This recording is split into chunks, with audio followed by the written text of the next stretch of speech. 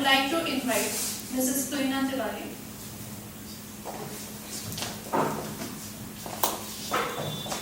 Mr. Gita Tewari. And Mr.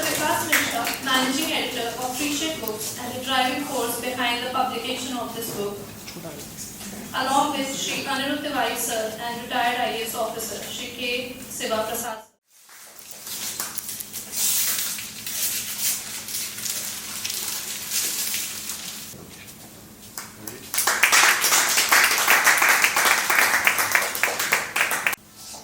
At the outset, I'd like to welcome and thank Anirudh sir, who has been my mentor, guide for the last 30 years in service, and lately get the opportunity to question a senior, so I think he will give that opportunity to me without taking much time. So I've been part of the journey, sir, what you've been going through, and the first question of mine would be, looking at the cover page of the book, when we sent the sangam of Gita and the Gita Ramcharitmanas. So, but he said Contemplations of Ram Sewak. So from there, this Ram Sewak concept came. So it is something I think none of us in the audience would know what's the secret behind Ram Sewak. Thanks, Shiva. Thank you. First of all, thank you so much everyone for coming in. It's a huge encouragement for me as an author to see you all here. Ram Sewak is actually the name of my father. My father left us when I was very small. I mean, it's almost 50 years to the day since he left us. And he was, in fact, a great devotee of Lord. And the last act actually that he performed before he left us was organizing a Akhand part of Ramcharitmanas. So that was his dedication to and devotion to Lord. And I think my own devotion and bhakti for Shri Ram is part of my DNA that I inherited from him. And I always wanted to pay a tribute to him. And I have a great sense of fulfillment that the Almighty gave me an opportunity to, if I may use that word, pay some part of the little rent that I owe him. So it is my way of paying a tribute to him. And I believe through this, I have immortalized his name. Because even when I leave this world, his name will stay. So that's the story behind the name of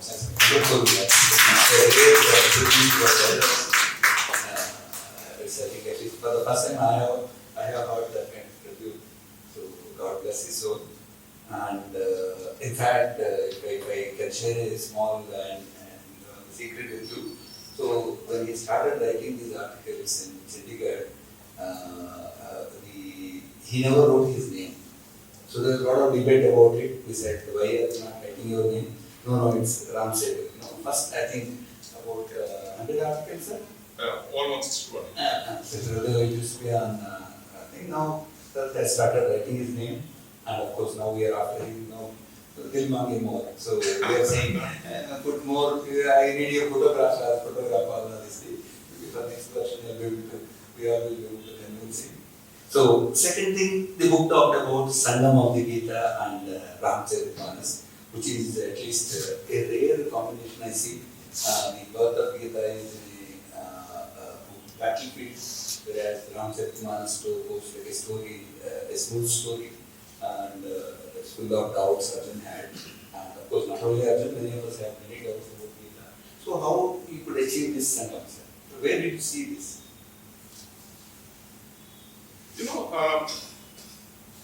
I was always reading Ramcharitmanas from my childhood. I think I started reading at age 6 or something. And I sort of read Ramcharitmanas as a part, every day, few verses, few chapais, few dohas I would read. little understanding the meaning of those verses. I was first introduced to the Gita when I was in college, and the first commentary that I read was, and I would very strongly urge if somebody really wants to read a good commentary on Gita, which gives the perspective of a Karam Yogi, it is by Bhagavad Gita. It's one of the finest commentaries that I've read on Gita. And so I again read Gita, and about Gita I'd say a couple of things. One is that in these 700 verses of Gita, to my mind, these 700 verses contain every answer to every possible question that the human mind can conceive. There is no question that the Gita cannot answer. If we are unable to find an answer to our question, then it is our problem. We are not able to find the answer. The answer lies there. We can find it. And the second is that, to my mind, Gita is a conversation of philosophy, whereas Ramcharitmanas is philosophy in action. And when I was reading the Ramcharitmanas one day, I came across a chapai, which is very interesting. And it says, Jab jab hoye dharam kya hani, badhi asur adham abhimani, karai aniti jaye jit barni, seedhe vipra dhenu sur dharni, tab tab prabhudhar vivid sarira, harai daya nidhi sajjan nidhi. Now, translated really means that whenever there is a decline in dharma, the God incarnates. And I said, oh my God, this is Gita 4.7. Yada yada hi dharmasya glanim bhavati bharat, asuttham madadu satapam syamam, pritranaya sapna vinashaya dushtamam sastapaya samavami. This is getting reflected. And the important point that I realized was that if you read the shlok of Gita, sometimes you start wondering what dharma's decline is Lord Krishna talking of. He says when dharma declines, but what is that dharma that is declining? He doesn't define that dharma which is declining. Now to understand that, you see the reflection in Ramcharitmanas, where Tulsidas explains and it says, Karai aniti jaye nahi barni seedhe vipra dhenu sur dharni. That whenever there is so much of attack on vipra dhenu sur and dharni. Now go deeper. Don't look at these as, don't look at vipra as a caste. Vipra is not Brahmin here. Vipra is knowledge. Dhenu, which is cow, is economic prosperity. It's not just an animal. Dharni is Mother Earth. And sur is not salacious, it is governance. So whenever you find knowledge, economic prosperity, good governance, and environment under threat, that is the decline of Dharma. That is what the Lord is talking of in Gita, which if you sort of correlate it with Ramcharitmanas, then you understand. So those are the kind of similarities that I found, and it set me looking for more and more and more. I think philosophy and philosophy in action, I think are two beautiful things, because always, when you read philosophy, there is always layers of wisdom hidden. So something else like Ramcharitmanas, story is needed. And so another thing, of course, the only commonality is the suffering. If you look at Krishna's life, if you look at Ram's life, so every stage there is a struggle. So do you see struggle is a must for any spiritual learning or enlightenment? Because it brings me a story when Krishna was speaking to Dwarka. So Kunti, he went to Kunti and said, "Koha mango kya chahiye?" He said, "Mujhe dukh de do, takleef de do." He didn't ask for So do you think there is a commonality there? Well, the story, as far as the story goes, you are correct. In both avatars, as Lord Ram and as Lord Krishna, we find suffering as an element. But suffering also brings in an element of sacrifice. And if you look at people who have worship today, in all religions, they are those who have sacrificed their individual comfort, who have sacrificed their families for the community. They are the ones who are sacrificed. You take any religion. The point that you mentioned, whether sacrifice or suffering is an essential thing, suffering is again a question of how you look at it. Now, suffering and happiness comes from your state of mind. And that state of mind comes from the fact that the moment you identify yourself as the body itself. Now, the root cause of all this suffering, and again it takes back me to Gautam Buddha also, is that why am I suffering? What is the cause of suffering? In our philosophy, what Ramcharitmanas tells us and what Gita tells us also is that the root of all this is delusion. The problem with the starting point of Gita is the delusion that Arjun is in. You have yourself elaborated on Gita so well, Shiva. It's the delusion. And the moment you are under the delusion that, and you identify yourself that I am the body, which is called Dehabhiman. And two words here, very important, Moh and Dehabhiman. The moment you are under Moh, you are, deluded because of this Maya that you have. You have Dehabhiman, which is that I am the body. This is my watch. This is my son. This is my wife. This is my family, my position, my authority, my office, my house, you, yours. The moment you have this identification and Dehabhiman, that leads to arrogance. That further leads to arrogance. Now, that is the one which complicates matters. Now, the moment you have this attachment, it also leads to desires. I'm sorry if it's getting a bit complicated. But if you look at it this way, the moment you have desires, if a desire gets fulfilled, you want more. Then it is large, then it is low. If it doesn't get fulfilled, आपको क्रोध होगा.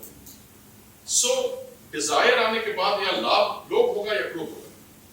So, from there, suffering comes.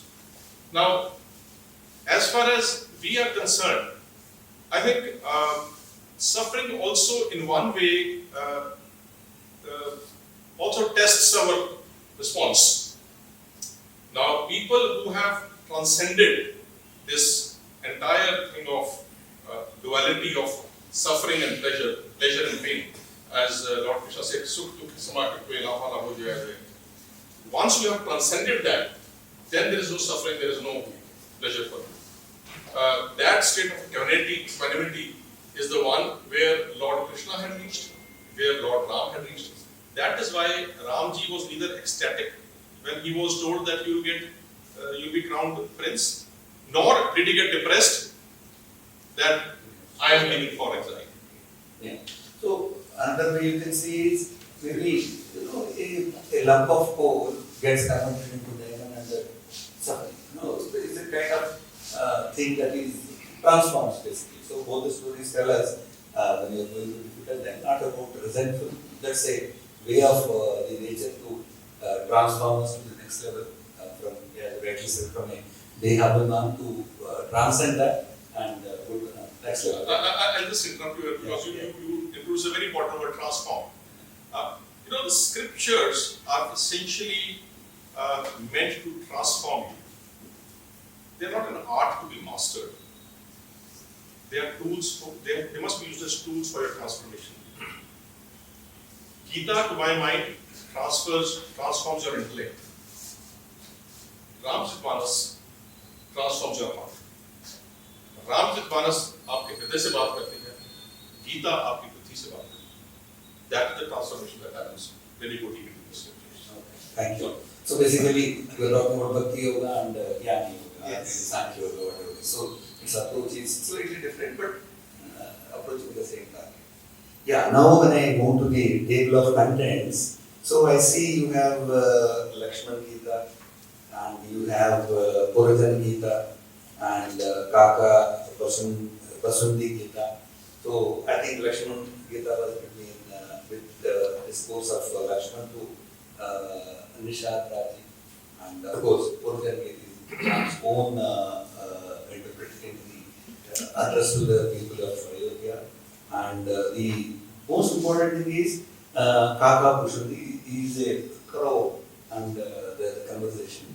Why Tulsidas chosen different people for such conversation? Why maybe Lord Ram could have been like Gita, you have everything, it's Krishna who is telling, but Tulsidas, is it a poetic thing or is it, what exactly is that? Any comment on that? Yeah, in Ramcharitmanas, when you read Ramcharitmanas, Tulsidas ji says that Ramcharitmanas is like a sarovar. सरोवर के 4 घाट हैं, 4 banks of the सरोवर, और उन 4 घाटों पे 4 पैदल कथाएं चल रही हैं. So even when you read Ramcharitmanas, there are 4 conversations that are happening.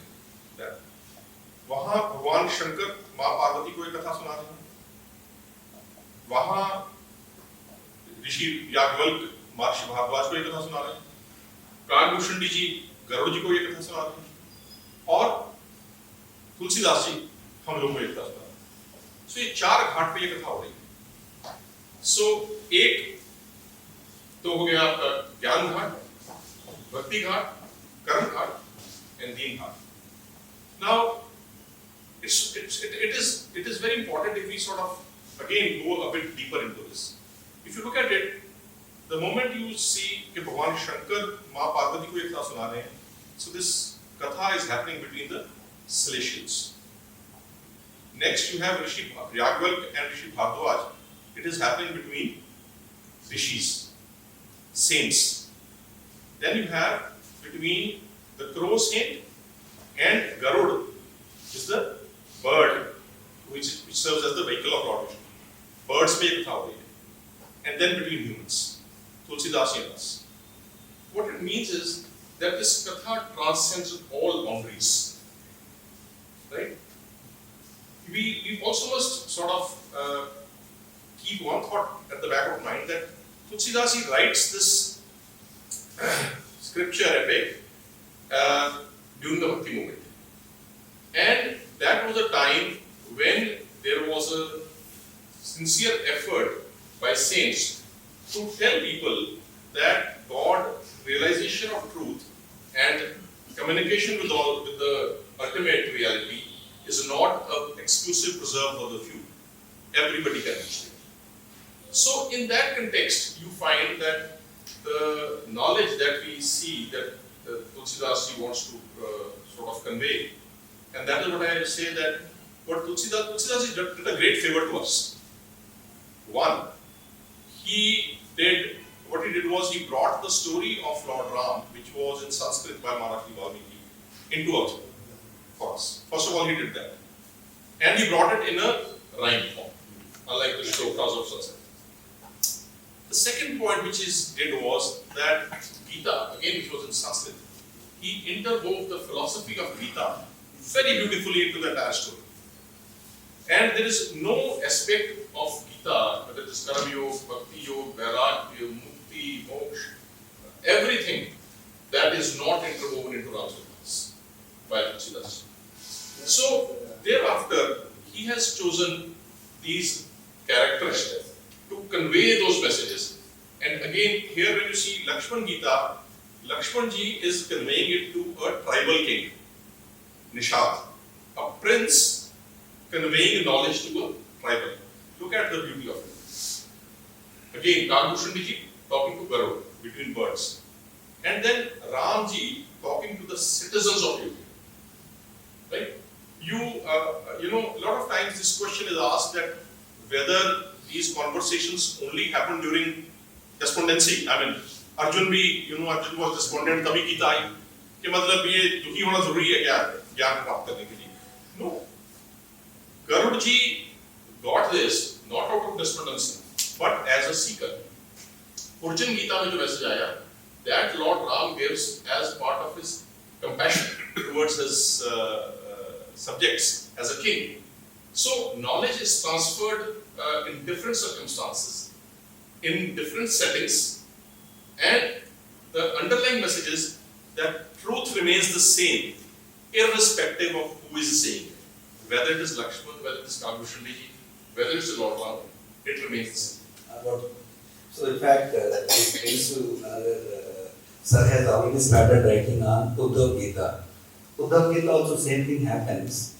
Can you tell the difference between Bhagavad Gita and Uddhav Gita? The one is contemporary, it's nothing to do with this book at this point of time.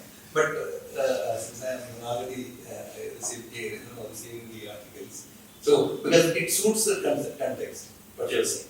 So Uddhav Gita is actually a conversation between Uddhav and Lord Krishna. Now, who was Uddhav? Uddhav was again like Arjun, a cousin and a friend of Krishna, Lord Krishna. But there are two things. One is scholars say that Uddhav Gita, again, which is the often called the last message of Krishna, because this is the message that Lord Krishna gives to Uddhav just before his departure from this earthly reality. So the setting of that is not a battlefield. It is under a banyan tree when both are relaxed. When both are relaxed, that is the setting. And when you read Uddhav Gita, what you find is that in terms of the philosophical content, it is, if I may say, it is Bhagavad Gita plus plus. So it has much more, and Lord Krishna actually goes much beyond what the message that he has given to us in Bhagavad Gita. So it's much deeper. But the setting is beautiful, where it's a relaxed environment.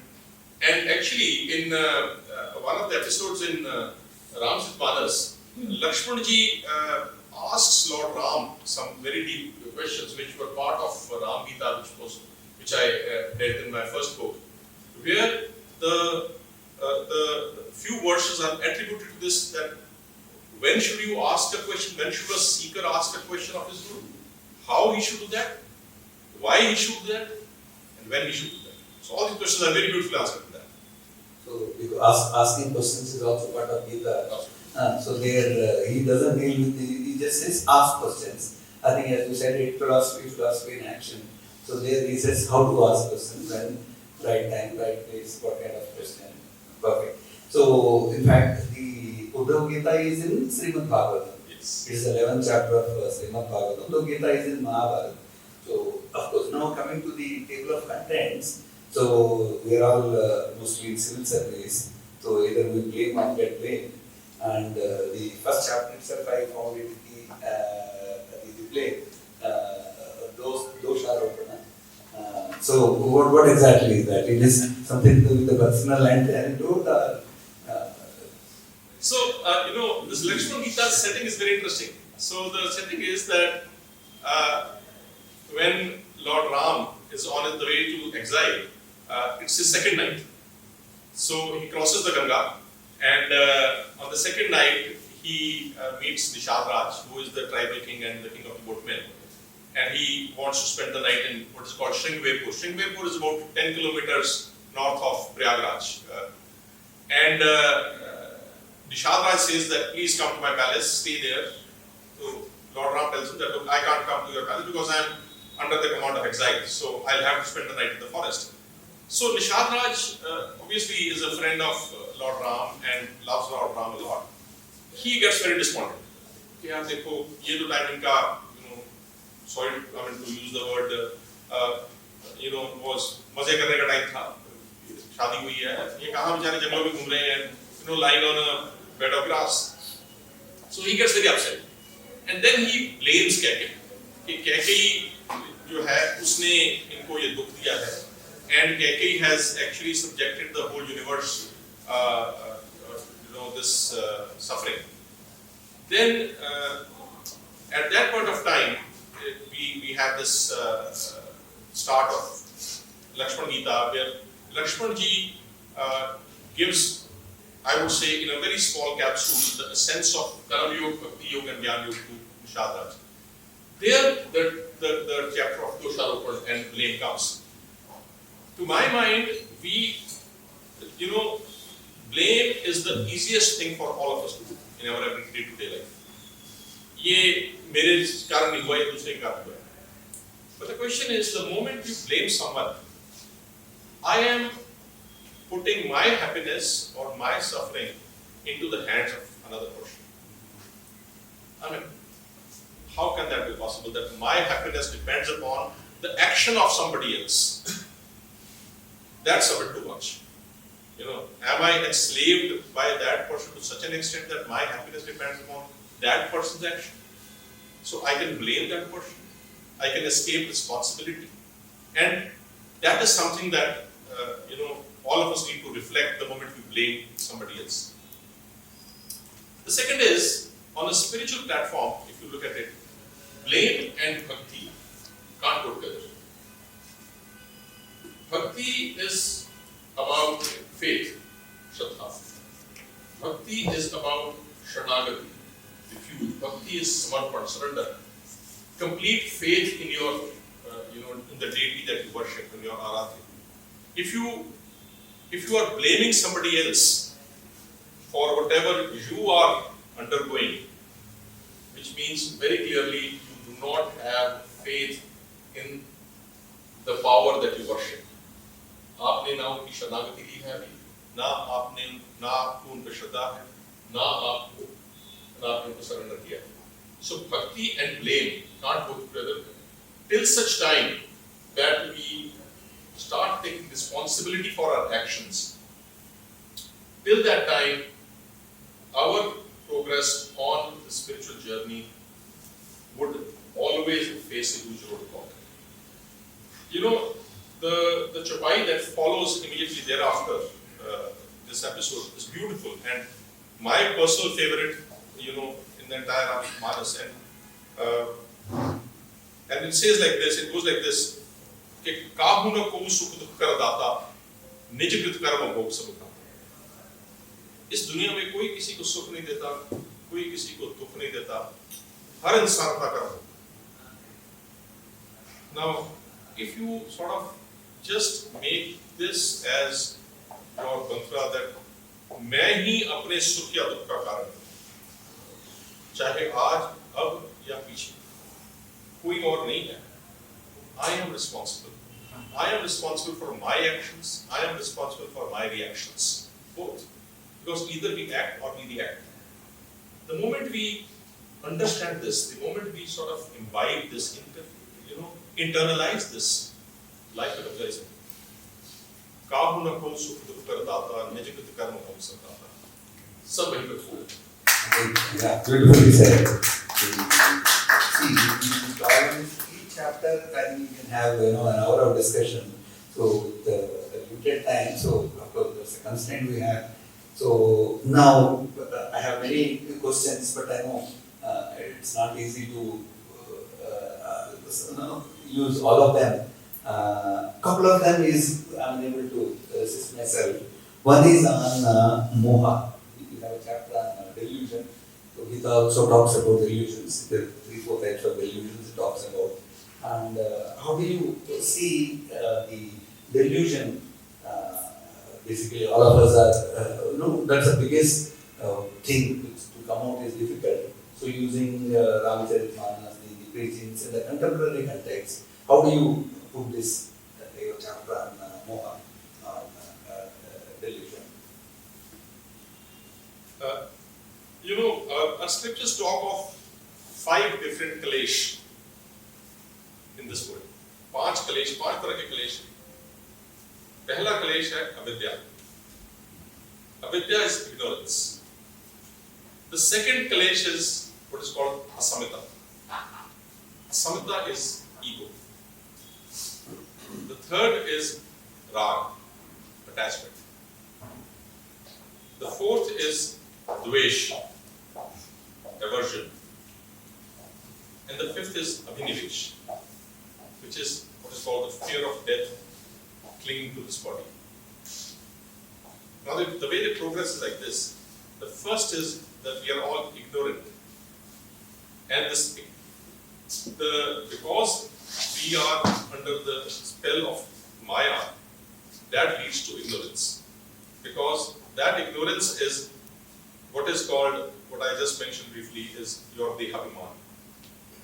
This, which is also called avidyamaya, where I identify myself as I, me, myself. I'm very fond of giving this very small example that, I always say, Mera ghar hai. House number so Mera ghar hai, Mera ghar hai. For many of us who are, who occupied government houses, you are transferred, somebody else occupies, you have a different address. Now, this is one. But let's go a step further. There are so many, lizards, spiders, ants residing in the house. I'm sure within their world they would also be saying, Mera ghar ye hai, Mera address ye hai. They would be inviting, their friends, ke mere ghar aa jana. So whose house does it belong to? I mean, those lizards, those ants, or to me, or to the persons and seeds? Where does it go? I mean, it's a very small example that I gave. But coming back to those 5 kalesh, जो मैंने बात की आपसे, अविद्या जो है, ignorance से, the moment I say I, me, mine, that gives rise to arrogance, ego, we just mentioned. That leads to attachment and desire. That leads to either aversion, and then the clinging of the body, deha again comes. So this is all a virtual cycle that keeps on feeding itself. Now, the question that you mentioned is that how do you get rid of this moh? How do you get rid of this maya? You see, maya, look at it this way. Maya is like, there are 2 kinds of maya that Lord describes. One is called Vidya Maya, which is this creation. Everything that you see around. This is an illusion. Now, somebody could say that how this is an illusion, I mean, we are experiencing it. In experience, it may be real. As a lot of times when you watch a movie and you see something, people get emotional and start crying. The crying is real, but what is happening on the screen is not. So your experience is real, but what you are seeing is not real. Because the moment the film is over, everything is blank.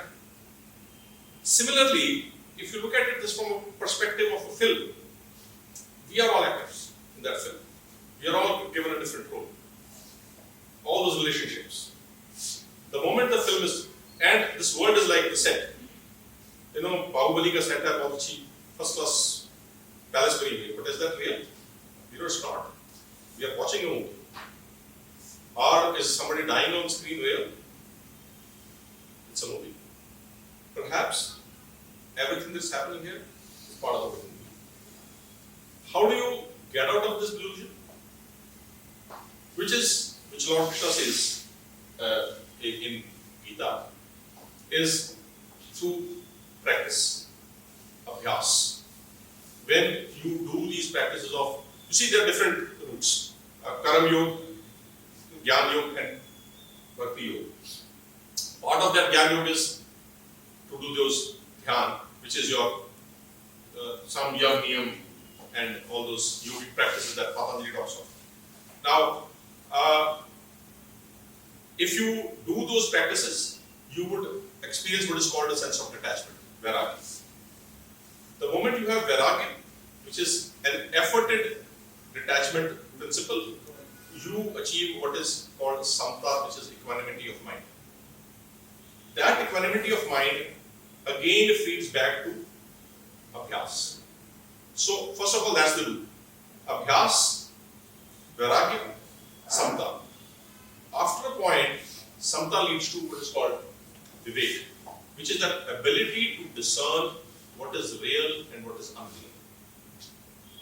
This, the moment your vivek develops, your delusion goes down, your bhakti quotient goes up,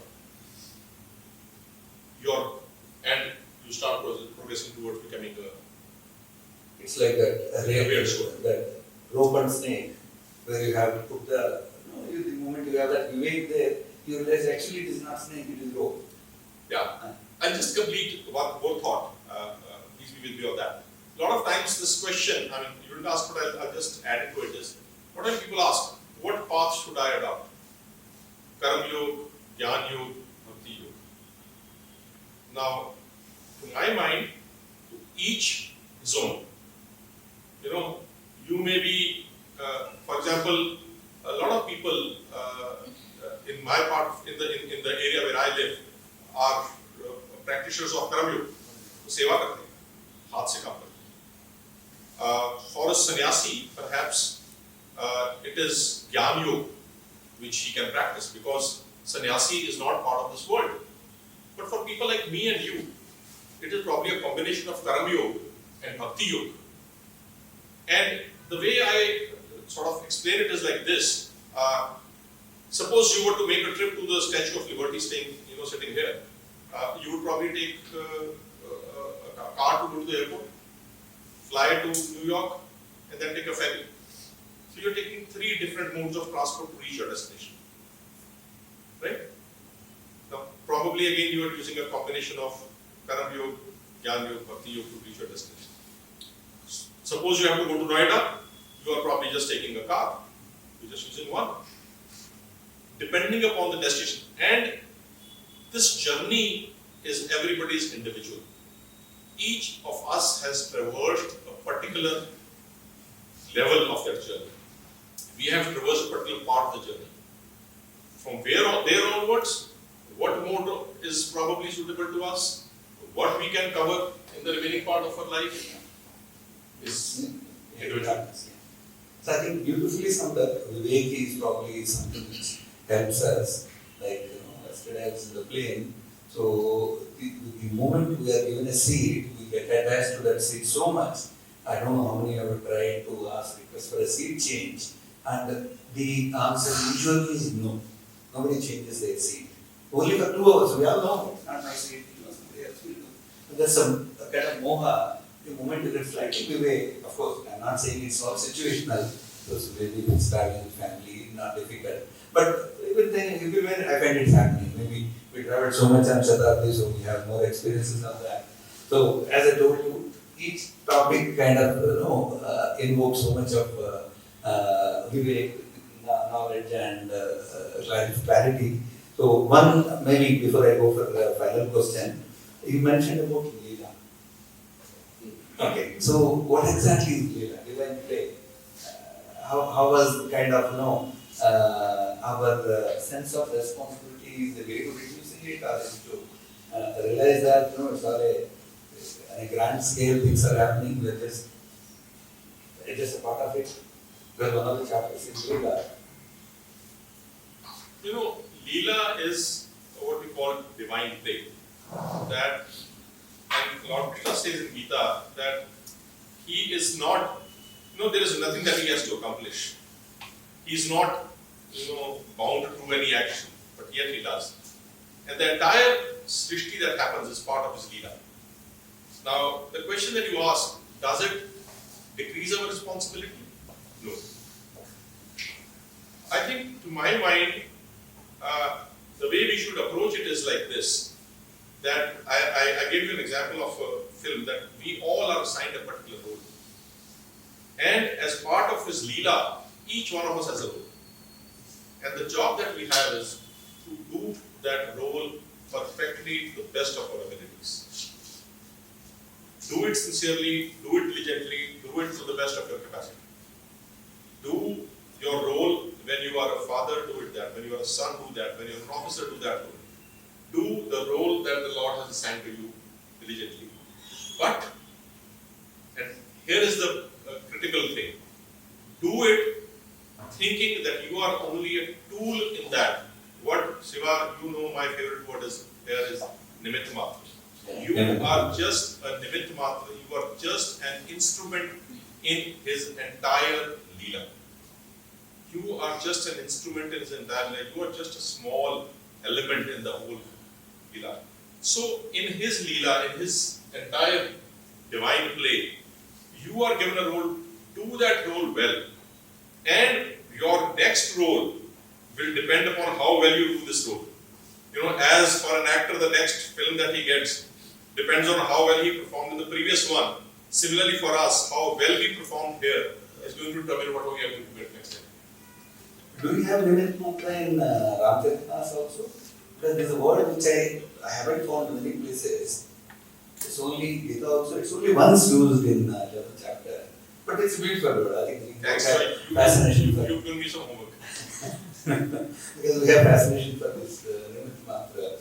Okay, now moving on to another beautiful word for me is Vidrag, where you transcend both attachment, detachment. So the third state of Vidrag, which when you look at original Gita, so Ram Bhagavad has talked about Vidrag. Can you just what exactly Vidrag? So, couple of terms here. One term is त्याग. You all are familiar with it.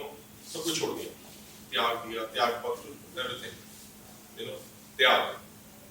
Leave everything. The second is rag. Rag is attachment.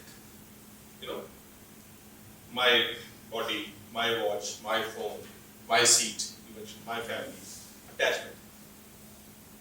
Third is dvesh, the opposite of rag, which is aversion. Oh, mera dushman. Aversion. Now, as part of the spiritual journey, as I mentioned earlier, when you carry out the samyam niyam, you subsequently do your abhyas, and then you would develop vairagya. Vairagya is an efforted detachment, where you start detaching yourself from the objects of sensual pleasures in an efforted way. You make that effort. But Lord wants us to transcend even beyond that, because after vairagya, as I said, comes to the equanimity of mind, which subsequently will lead to a decrease in delusion. Vitrag is a state where you transcend beyond vairagya. Now, another way to look at it is you transcend the dualities, you transcend the desire. Now, the ultimate goal of a lot of sadhaks is to attain the state of desirelessness. Now, desirelessness, the desire to attain the state of desirelessness is itself a desire. So, which means the moment you are in that position where you say, I have a desire to be desireless, you are still not there. You are still not there. You have to transcend even that desire to be desireless. That is the state of Gita. That is the state of I think Gita. beautifully came up. Yeah, that's, I think, it's a very difficult concept. Usually we try to, cling to one side or other. We have a longing or aversion. So, one last question is my favorite question. Of course, then we go to the senses, Indriyam. At the end of the day, what happens between the outer world and the inner world is the gateway is senses, all our five senses. I think all the chapter talks about the senses. So, how do we control our senses? What's the path given? Because that's most difficult, the path. So, by the time, the Gita says, even one sense also, somebody who knows secret, he knows how difficult to get rid of it. So, even one sense can kind of take you away the entire the mind. So, you talk about senses. How does the Ramcharitmanas deal with senses? Senses Indriya. in Hindi, Indriya is one word, the another word is Vishay. Okay. And the word Vishay includes the word Vish, Which? which is poison. Okay. Poison harms you if you take it. Vishay harm you when you even contemplate about them. The senses, because as Lord Krishna says, Dhyato Visham Sangaste Shuddhayate, Sangaste Sanjat Kama Kama Krodham Jayate, Krodhat Bhakti Samohat Samohat Samriti Vibhran, Samriti Vrishad Buddhi Nasha Nashati. Now, translated it really means this. It's a beautiful shlok. These two shloks are beautiful. It says the moment you think about objects of desire, you develop an attachment towards those objects of desire. When they are unfulfilled, it leads to growth. Growth के बाद delusion होती है. Delusion के बाद intellect का नाश होता है. और इंटेलेक्ट का नाश होने के बाद आपका विनाश निश्चित है. So this root cause is attachment to the objects of desire. Especially thanks to you, I mean, for making it. I mean, really, it's an honor to have you here. And a big thanks to all my friends, batchmates, seniors, my friends from the college who are here, and other friends who have made it. Despite, you know, the heavy rain, the traffic, but you guys still made it. Thank you so much. It means a lot to me. Encourages me to continue this journey, and I'm support with your good. I'm sure with your good wishes, your support, this journey shall continue. It has been very fulfilling for me. Humbled by this, by the love and affection that readers have given to me. I was telling Vikas that even today, as I was traveling, I received a text from one of the readers saying that, he's actually sent me a screenshot while he's underlining, words and sentences from the book, saying that he tries to read a page every day, and it's helping him. So, again, I would like to live by what I just said, that I'm just a nimitt matra. I'm just an instrument. I mean, he has chosen me to be that tool to deliver his message to you all. And must share this small anecdote with you, that the credit for nudging me on this journey goes to Shiva. Because Shiva is a prolific writer. He has written a masterpiece on Gita as a practitioner's perspective, and we would often have conversations. While I would quote Ramcharitmanas, Shiva would give me shlokas from Gita, and Shiva would always tell me कि sir आप लिखो, and I would say यार लिखो तुम, मैं बोल सकता हूँ. Till such time that he managed to conspire with the editor-in-chief of one of the local dailies, and threatened me that they would keep that space for me for my column on a Tuesday, and if I did not send them the text, they would keep it blank. Now that was too much of a pressure, and then started this journey. By His grace, it's continuing. Hopefully, till such time that He wills, it will continue. And that compilations are in the form of these two books, which I again feel has been my small tribute to my late father. Always grateful to him for sharing his blessings. And thank you, Shiva, for pushing me on this journey. And thank you once again to all of you for coming out this evening and encouraging me. Thank you so much.